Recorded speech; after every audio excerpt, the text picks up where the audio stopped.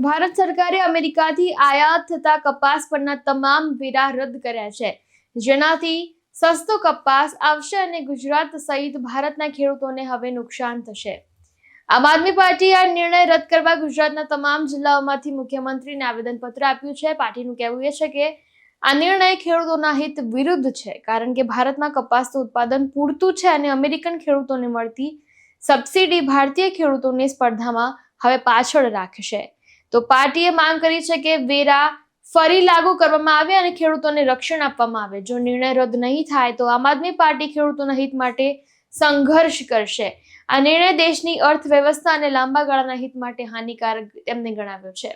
હું તેજસ ગાજીપરા, આમ આદમી પાર્ટી રાજકોટ જિલ્લા પ્રમુખ।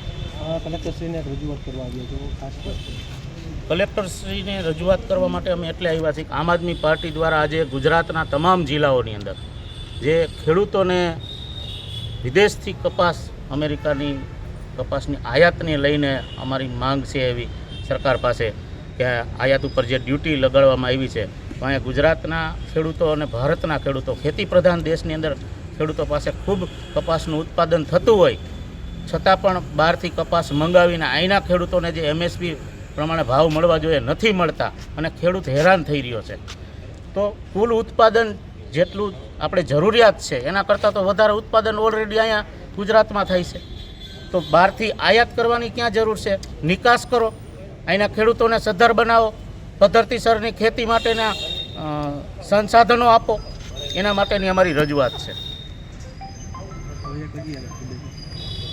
દીપકભાઈ લીંબાસિયા। શું કહેશો, કલેક્ટરે આ રજૂઆત કરવા આવ્યા છો? ખાસ તો ખેડૂતો માટે સમસ્યાના પહાડો, એની ઉપર એક વધારાનો એક છોગું ઉમેરાય છે।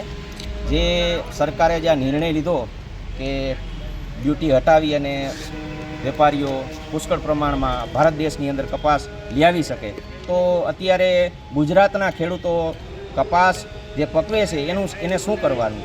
હવે સમસ્યાઓ ખેડૂતોની વારે વારે ઘણી બધી છે, એનો નિકાલ નથી થતો, ત્યાં વધારાની સમસ્યા ખેડૂતો માટે કાયમી દૂષણરૂપ સાબિત થતી જાય છે અને અત્યારે ખેડૂતો ગામડા છોડી રહ્યા છે, ખેતી કરવાનો કોઈને શોખ રહ્યો નથી।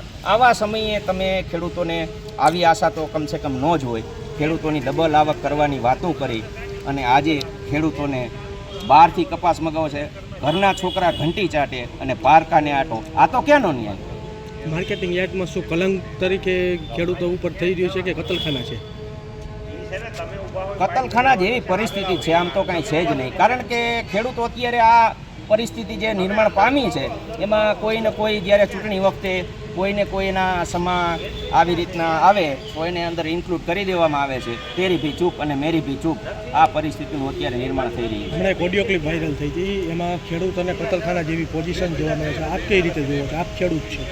આ કતલખાના જેવી પરિસ્થિતિ છે। જ્યારે સારા ભાવ મળે છે ત્યારે તો મળે છે, પણ આટલા બધા કેન્દ્ર સરકારની, રાજ્ય સરકારની સબસિડીઓ મળતી હોય, મોટા પ્રોજેક્ટ ઉપર કામ કરો ને, APMCની અંદર વેલ્યુ એડિશનના પ્લાન્ટ મેલો, ખેડૂતોને જ્યારે ઓછા ભાવ મળે છે ત્યારે તમે એની પાસેથી ખરીદી કરી અને વેલ્યુ એડિશન કરી અને એક ખેડૂતોની બ્રાન્ડ બનાવીને વેચો ને। ખેડૂતોની જ આખરે તો સંસ્થા છે, APMC યાર્ડ હોય એ સંસ્થા કે નહીં? આખરે ખેડૂતોની। આ રાજકોટ જિલ્લાની 80,000 ખેડૂતોની સંસ્થા છે, બરાબર? તો જ્યારે ભાવ નથી મળતા ખેડૂતોને, તો ત્યારે કોઈ પણ જણસીના વેલ્યુ એડિશન કરી અને બ્રાન્ડિંગ કરીને વેચો અને ખેડૂતોને સહકાર આપો। ખેડૂતોને ક્યારેક જ એવું માલની અછત હોય ત્યારે ભાવ મળે છે, બાકી ભાવ મળતા નથી। દિલીપસિંહ વાઘેલા સાથે ચક્રવાત ન્યૂઝ, રાજકોટ।